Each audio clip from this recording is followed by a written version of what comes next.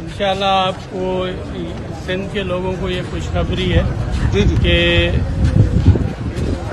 ہم نے ایک گائیڈ لائن نکالی ہے، اس میں میٹنگز ہوئی ہیں ہماری.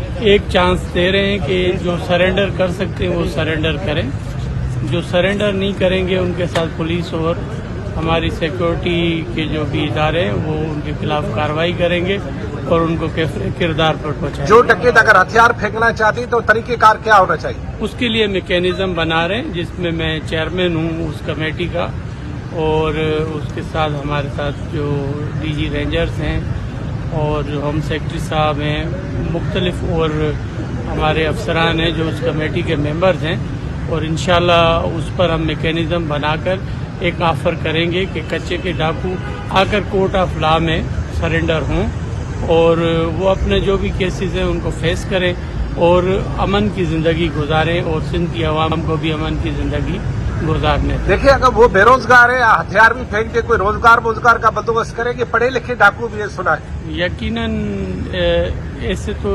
اسٹیٹ جو ہے وہ ماں کی حیثیت رکھتی ہے عوام کے لیے، اور اسٹیٹ کسی بھی جو امن پسند شہری ہے اس کو ایسے نہیں چھوڑے گی، اور انشاءاللہ ان کے لیے جو بھی امن پسند ہوں گے ان کے لیے روزگار کا بھی انتظام سنا ہے ڈاکو کراچی پہنچ گئے.